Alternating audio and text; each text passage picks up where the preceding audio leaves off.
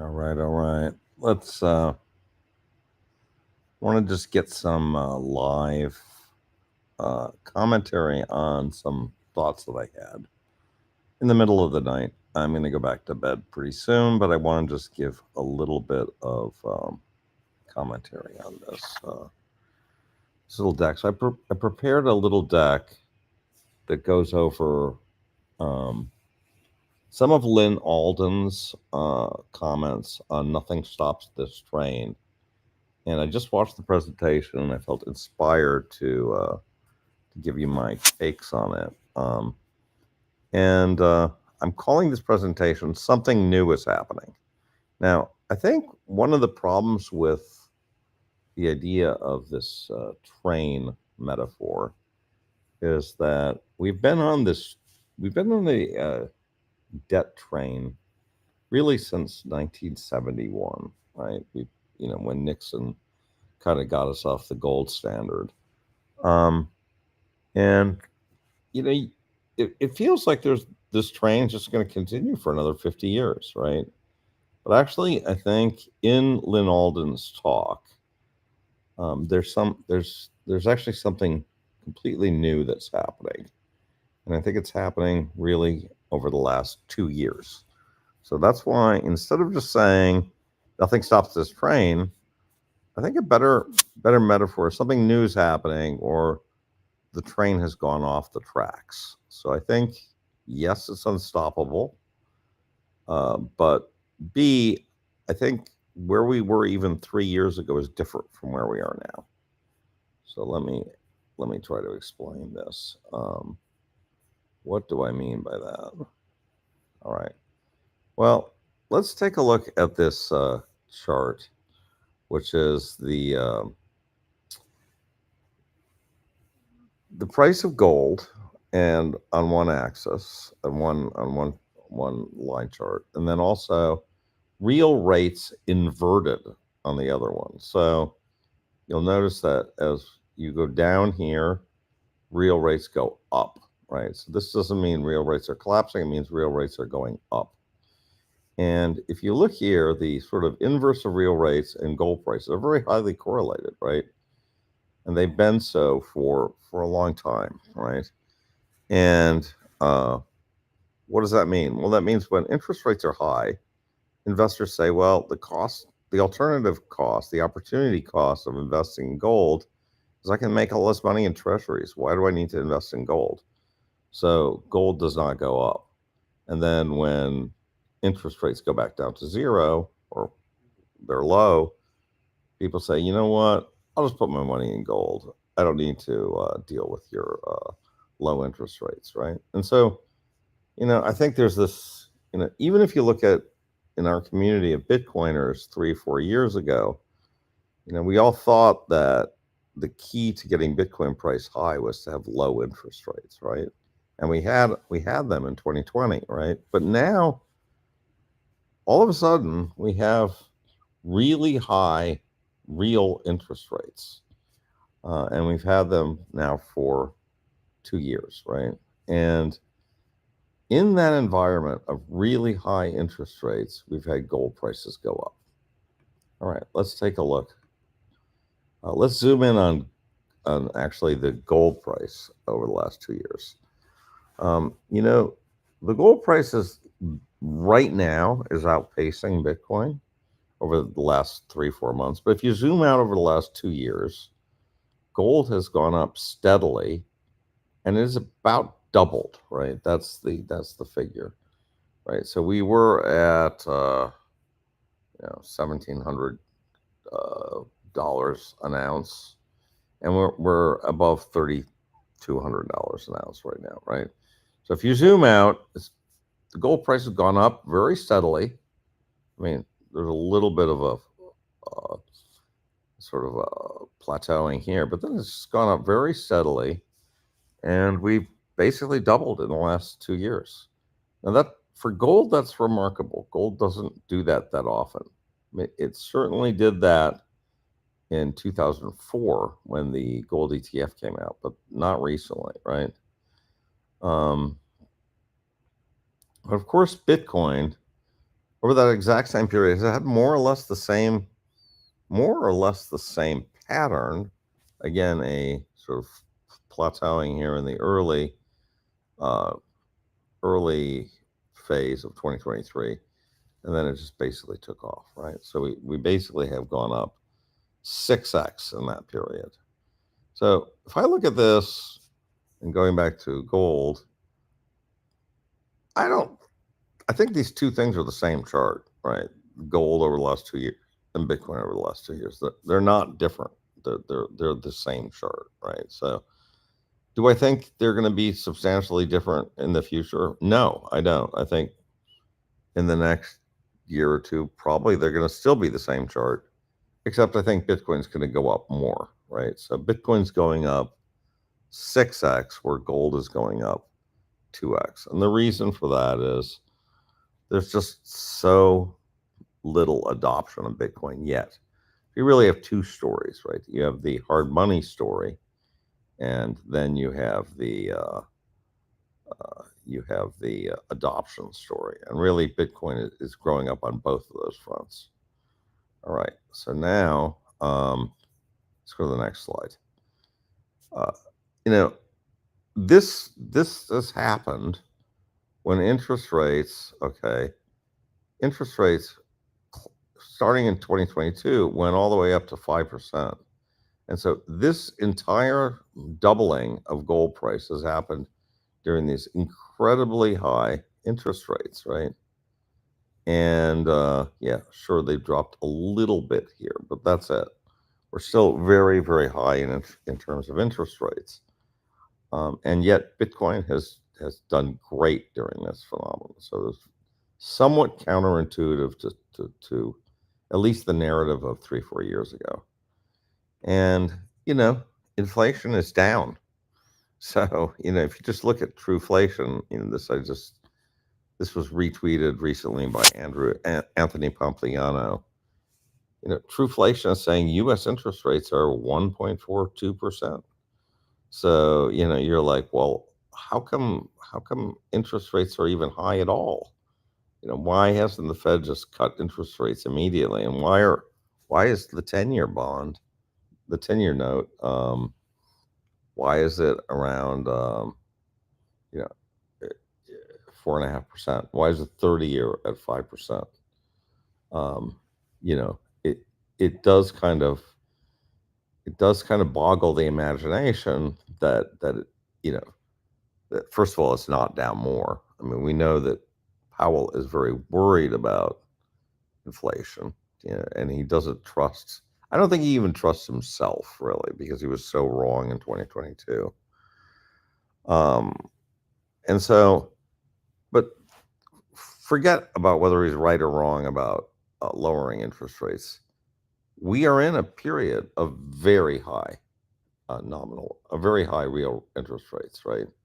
So you are being paid 3.5% in real rates to hold your money, and people are still saying, I'm just going to put my money in gold. I'm going to put my money in Bitcoin. And that trend is really new and it's really growing. We have never seen a period of real interest rates like this ever. So what does that mean? Well, I think we can really stop and ask ourselves, what is happening here? Is there something fundamentally different that's happening here? And I think the answer is yes. What's happening is investors are no longer trust the system. I think there's been a breach of trust, and people are going to Bitcoin and they're going to gold, even in a high rate environment. So why is that? And I think Lynn Alden nails the sort of the root demographic cause. And I think a lot of people forget about this, but let's go to this. And really, it's demographics, right? Is that this entire Ponzi scheme of the last 20 years, really, it's really been paid for by Social Security, right? And so let's just take a closer look at this graph, right? So we know that, the Social Security trust, right, basically collects money from people, and it collects the majority of their money from them in the 20 years really before they retire, right? So when you're 45 to 65, right, that's when you're contributing the most to Social Security, right?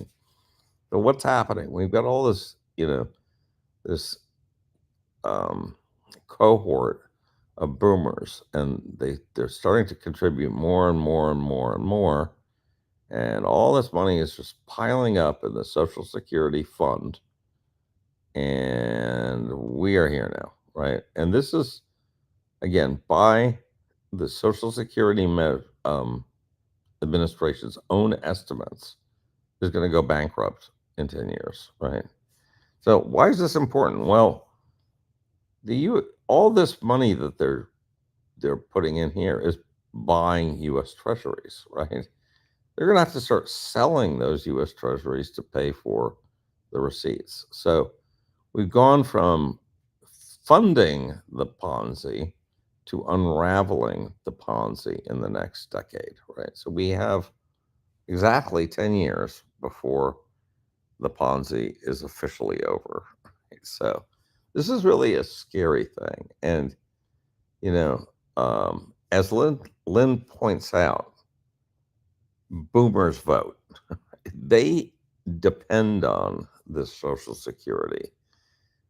They die if the Social Security is touched, right? So there's no way in the next 10 years that anybody who wants to get elected in the U.S. could touch Social Security. However, we're headed for this cliff because as we draw down, somebody has got to pay for all of this debt that's rolling over. And we have, $7, 8, $9 trillion that's coming due in the next 12 months. Just massive wall of debt, right? And it's going to get much worse, right? Because in the next decade, all this engine that we used, we pilfered this Social Security trust to pay for the last 20 years. Well, now, not only it's over, but this trust is going to zero, right? We got a major problem, and then after that, there is no trust, and we just got to pay. We still got to pay these people. We can't just let them die. That'll be a revolution. So we've got a major problem here demographically. Um, and yes, I understand AI is going to change things quite a bit. But from just a pure accounting perspective, we have a problem. And on top of that, you know, globalism just died. So, is it connected to some extent? But, globalism died because for a couple of reasons. One is Russia invaded Ukraine, and you know uh, that was the first thing that started all this. But also, as Peter Zeihan noted, I mean, I'm not necessarily a fan of his, but I think he's right that this is the trend. That globalism is now dead. Nobody trusts China. Nobody wants to invest in Chinese plants anymore. And the US is aggressively anti China now. So that means the entire supply chain, all that, everything that we have to build our system is now broken. And that means that all these costs are going to go up. That's it. Now, sure, once we get these robot factories everywhere, if we get them, yeah, things are going to go down. But right now, over the next 10 years, we have this problem of uh, this trend, which is uh, people my age and older are basically retiring and starting to use up the Social Security, and then this trend, which is like the American world order, Pax Americana, is over. Um, so you know, where does this leave us? This leaves us in sort of an interest expense debt spiral. And this is my last slide, but this is the most disturbing thing of all, which is when we have high interest rates, high real rates, right? And we have huge deficits of 120% of GDP. Well, those two things together mean that we are now spending 5% of our GDP on interest. Okay. This is, you know, this is unsustainable, right? And note that this is not going down. This is a trend that's going up. So once we get to 7%, which we will likely go to if things continue in this direction, we're starting to get into the literal death spiral or debt spiral. Both of those terms are appropriate. So anyways, let me just review. I want to review these things really quickly. So something new is happening. We, for the very first time ever, have diverged in terms of gold and Bitcoin from real interest rates. That's new. Gold has doubled. Bitcoin gone up 6x. Interest rates have not moved. Inflation has gone down. And investors are no longer trusting the system. We now have, with Bitcoin, a completely new and valid alternative. The demographic situation is horrific. And the Social Security, which was used to fund the Ponzi, no longer works. Globalism is dead, and we have this debt interest spiral. So that is more or less it. Let me see if there's any questions. I haven't looked at my chat. Let's see if there's any questions. Pull forward on the economy. They call it Satoshi security. Yeah. So I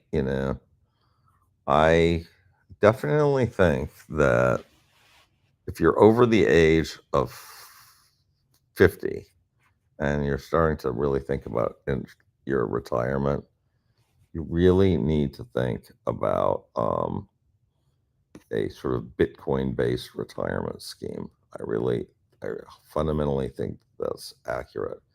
I want to show you another tweet that I did on that subject.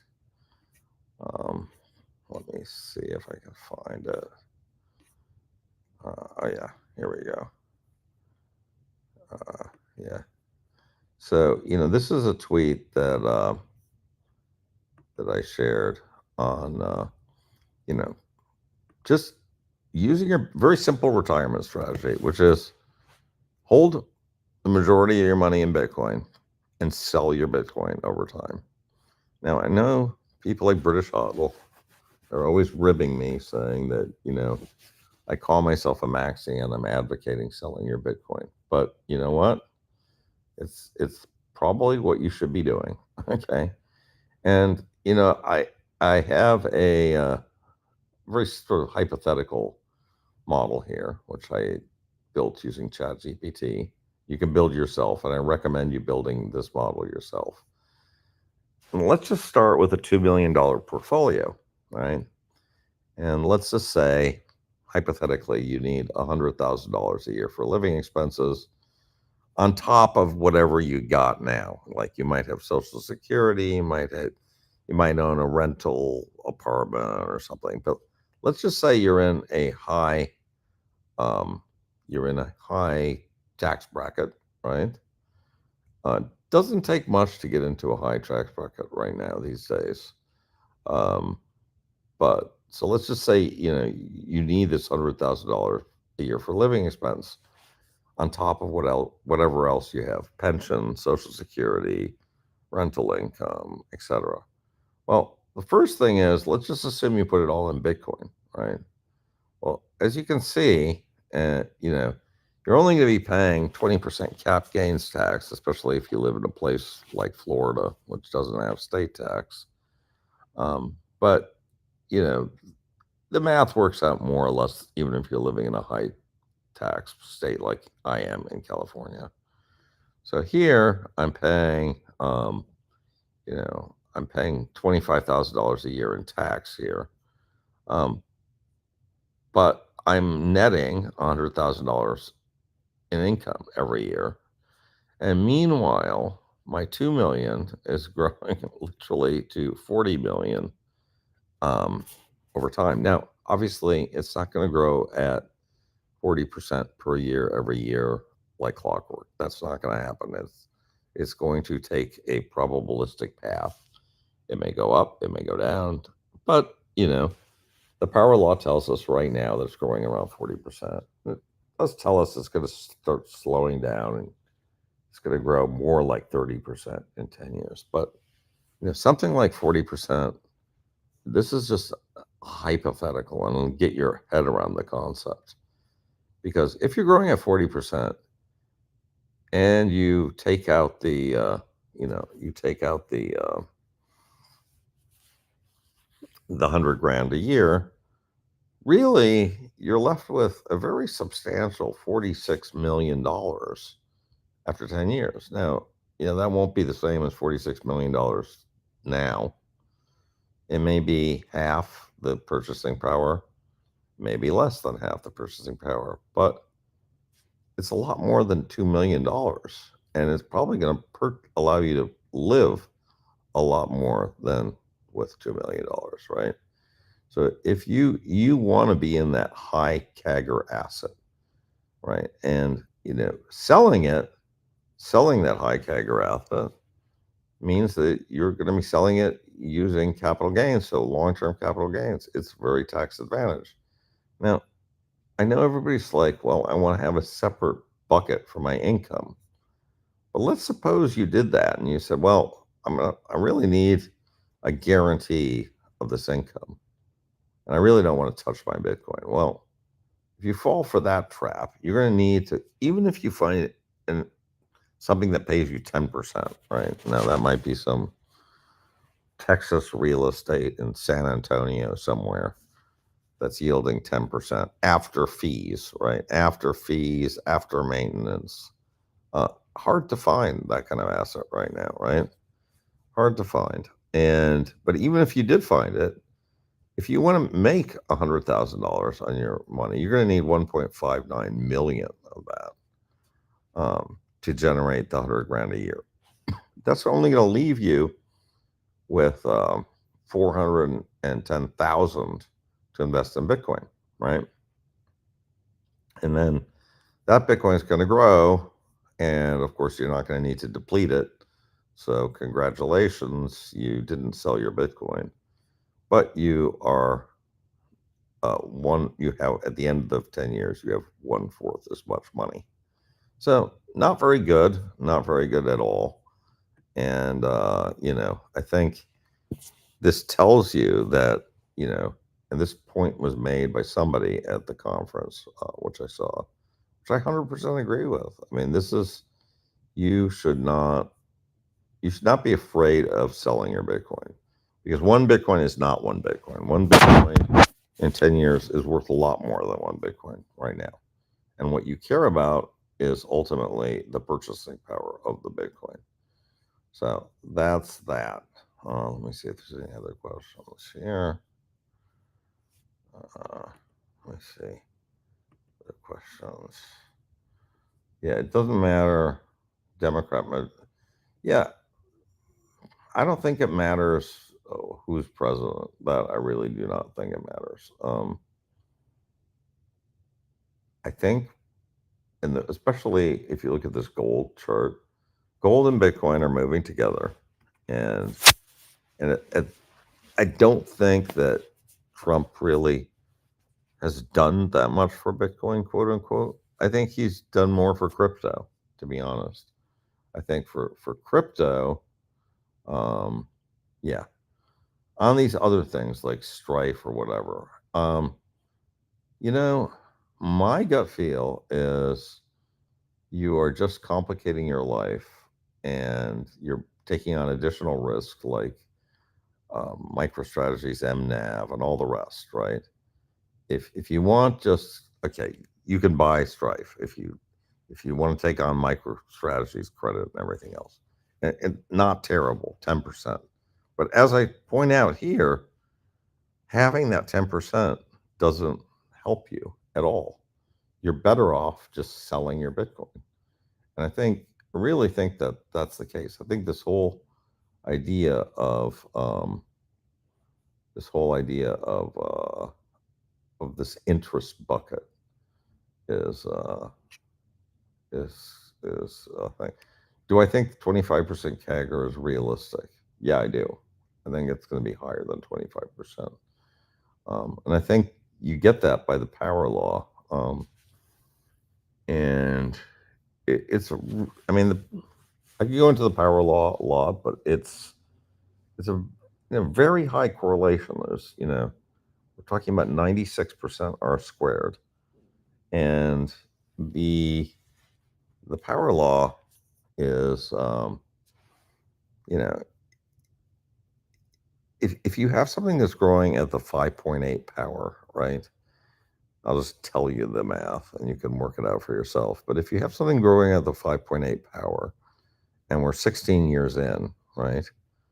You just take 16/15, okay, and um, you can work out exactly what the CAGR is, right? It's just a very simple numeric formula, okay. And right now it's 44% roughly. Just from the math, from the this is not a historical CAGR. This is just a trend line CAGR of anything that's growing at a 5.8 power after 16 years. And so that's it. What percentage of our retirement should be in Bitcoin? A very high percentage is my view. Will they confiscate Bitcoin? Maybe. However, you can move, right? I don't think it will be confiscated by everybody everywhere in the world. If you get to a point where your government confiscates Bitcoin, tries to confiscate it, you can leave with your Bitcoin. The problem is it's not very easily confiscatable. So another question here from Grant. I think this is inflation actually down? Yeah, inflation is actually down. Rent is expensive. It's true, because inflation went up. It went up 3 years ago a lot. I mean, in the UK, inflation was up to 20%. That it hit those kind of rates. But inflation is actually now down. Now, will it stay down? That's, I think, the question. I think people do not trust that inflation is going to stay down, and that's why they're buying gold and Bitcoin. So I think ultimately inflation is going to have to go back up. But right now, the nominal inflation is down. And I had a really great conversation with, I won't say who, but with a well-known person in the space in Vegas, and we were talking about sort of a TradFi person, and we were talking about what's different between now and previous cycles and where we are. And I said, look, the main thing that is different is bonds, right? We've never seen what we've seen now in bonds. We've never seen, these 10 years, this sort of problem in the bond area, right? And I used to be a bond trader professionally. That's what I did. And, what I'm seeing right now is shocking, right? The fact that there's really a credible path for us to kind of go off the rails with this interest to debt ratios at 5%, and the 10-year, the 30-year over 5%. even with inflation where it is, I think something has definitely changed. This is definitely a new era, and we are now left with, and that's kind of was my presentation. We're left with this child of the Ponzi, and these Ponzi's, when um, they break bad. Will it be hyperinflation? I don't think that the word hyperinflation is accurate, right? So, and Lynn Alden mentions this. This is not, doesn't have to be hyper. It just has to be, could be high inflation. So it could be, we could have 10% inflation for a decade, and that would be really bad. But um, it could be, and that I kind of more in that thing. I don't think we're going to get hyperinflation like the Weimar Republic or Zimbabwe. I don't see that. I don't think we're going to get hyperinflation. Hyperinflation means 100% a year or something like that. I don't see that. But um, we could have we could have massive inflation. I think 10% inflation would just be awful. I mean, especially for anybody who's on fixed income, right? As long as you're on Bitcoin, you have no problem whatsoever.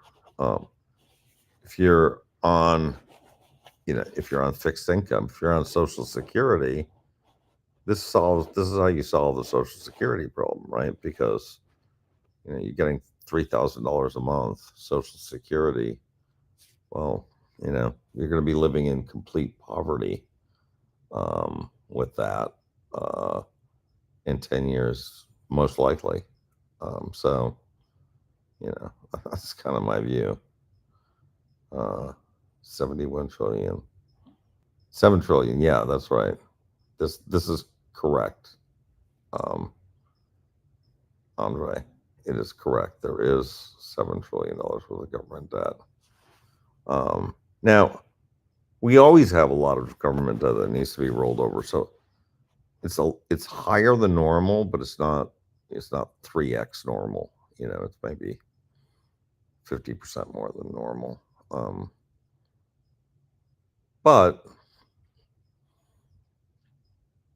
one of the problems is that Janet Yellen had an opportunity to finance a lot of this debt longer term, and she didn't. So we have an enormous amount of debt that is now concentrated in the short end of the maturity. Now, what I think this is going to mean is that we're going to have to lower interest rates, and we will say we're not doing it to inflate, but we're going to do it. It will cause inflation. It will cause dollar devaluation. And you know, in a way, that's the administration kind of wants everything, but that's the path that they're kind of pushing towards, is a dollar devaluation. Um, and they want the dollar to be the reserve currency too, but I mean, it's going to be a slow dollar devaluation, not so much versus the euro, but versus the Asian currencies, in my view. Um, Short end is that insurance, since the interests are so high on the long end. Well, when they do finally cut interest rates, which is probably going to be in about eh, anywhere from 6 months to a year, right? When they finally cut interest rates, um, this sort of solves the immediate sort of like, okay, the interest payments go down because they're gonna fund it wherever they can, which is going to be on the short end. But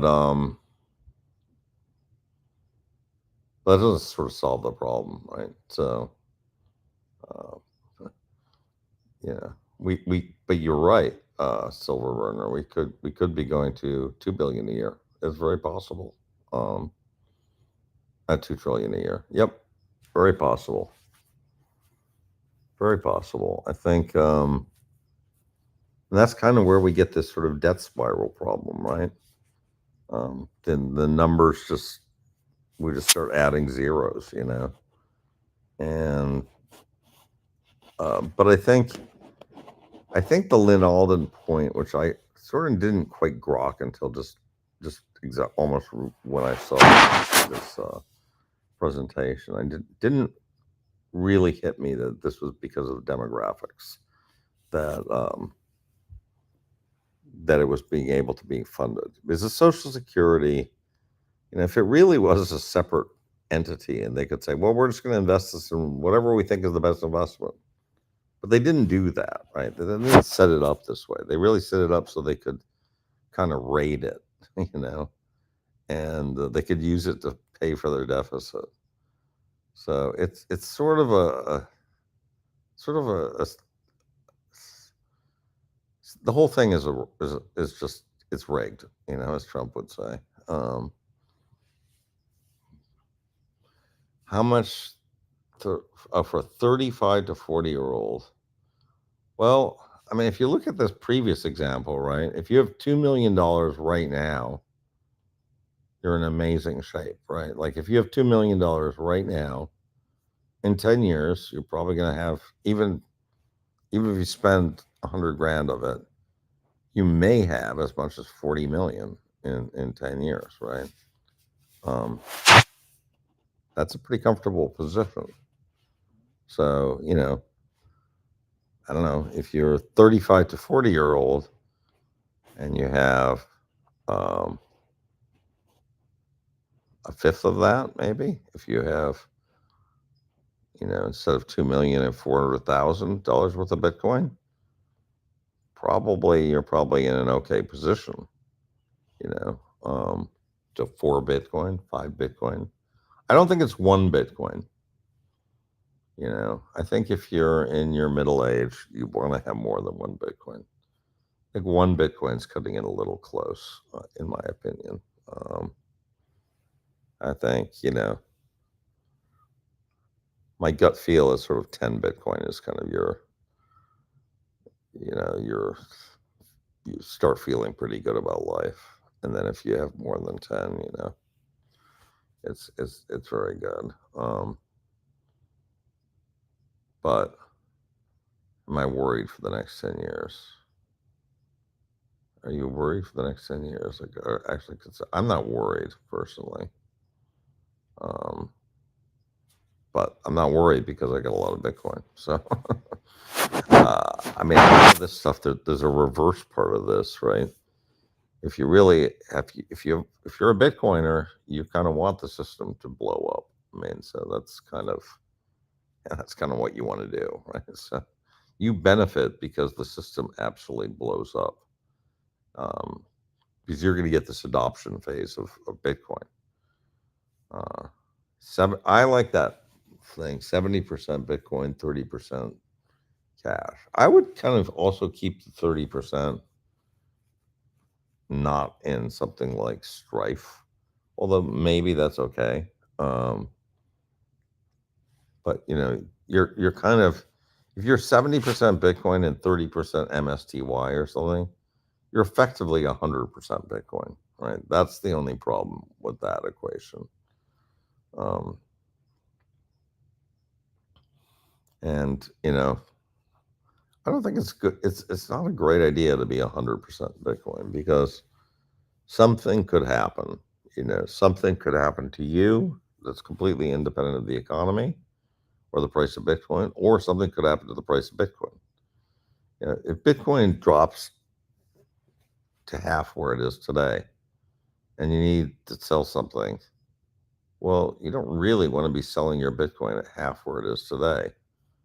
You should be reducing the cash. So now you're just cutting your cash.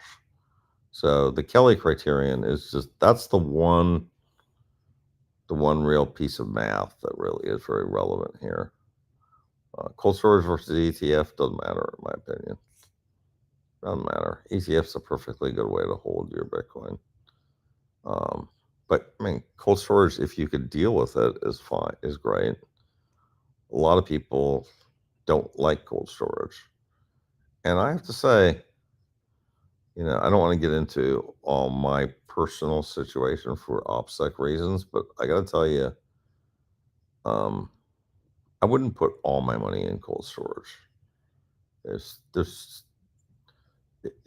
if you have a chance, I would get an ETF, um, especially if you're starting out now, because I think you can have some in cold storage, but I would have some as an ETF.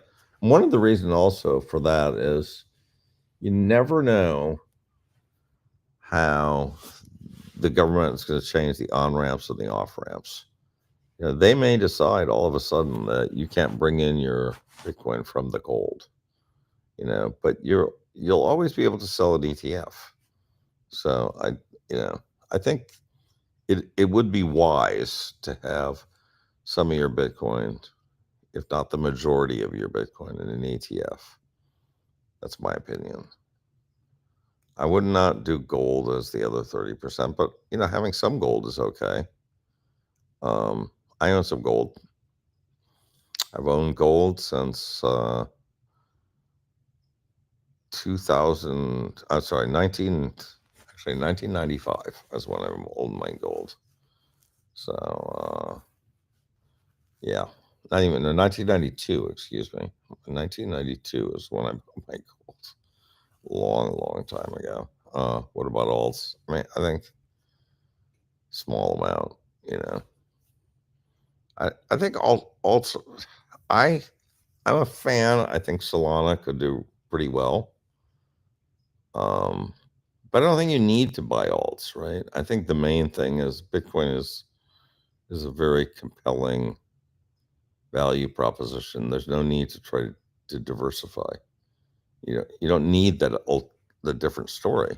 So I own some Solana, I own some Tau, BitTensor, but relatively small amounts.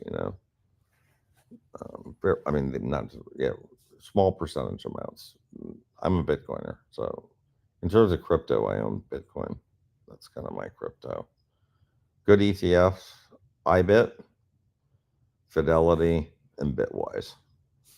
Those three. Um, I can definitely plug Bitwise. I like them. They're very cheap. The organization is fantastic. I like the people there. I like Hunter Horsley. I like uh, Jeff Park. I like all these guys. They're really good guys. They've got a great product. They're kind of crypto native. I think Bitwise is a great product. And I also like IBIT because it's the category leader, and so IBIT's great. I own quite a bit of IBIT, and I own a little bit of FBTC just for diversification. But I like Fidelity a lot too. So I'm a big fan of what Fidelity's doing, and Fidelity Digital Assets I like a lot. So you know, one thing I would like to point out is this. Let me see if I can find it. Uh, this might be worth looking into. Uh, you know, I'm going to show you this thing. This is a crypto index fund by Bitwise that I actually own. And, this thing, let's look at what it has in it. That's not what I want. Hold on a second. Let's go to this thing. Okay, so this is this Bitwise fund. So this thing happened before they rolled out their BITO product, their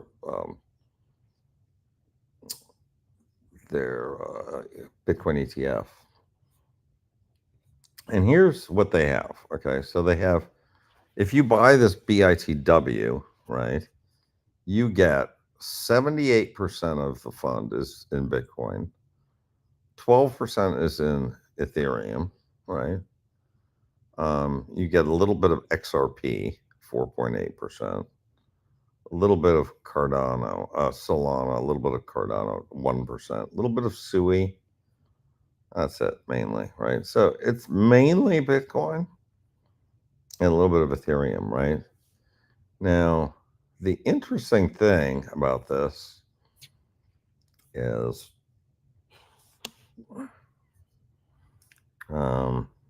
here. Oh, now look at this. So the NAV right now is 69. So this is actually compressed quite a bit. I hadn't I own it. I haven't looked at this thing really carefully, but I bought this thing, I want to say a year and a half ago. It was trading at a 30% discount to its net asset value. It's still trading today at a 15% discount to its net asset value, right? So, MSTR is trading at 1.8 times NAV, 180% NAV. This is trading at a 15% discount to NAV. Now, it does have a high, it has a high expense ratio, so it's about a 2% expense ratio. Let me make sure. Because of that, 2.5% expense ratio, very high. So it's a little bit of an obsolete fund, but it's trading at a 15% discount. So you can think about that as the next 7 years you kind of get for free. Ultimately something like this could get transformed into an ETF. I mean, and then it would just revert back to a six. So, anyways, you could buy something like this. This is a possibility if you want. FBTC, I like Fidelity. Fidelity is great. Anyways, I thought these were my thoughts. Middle of the night. I'm going to go back to sleep. I hope you enjoyed my presentation.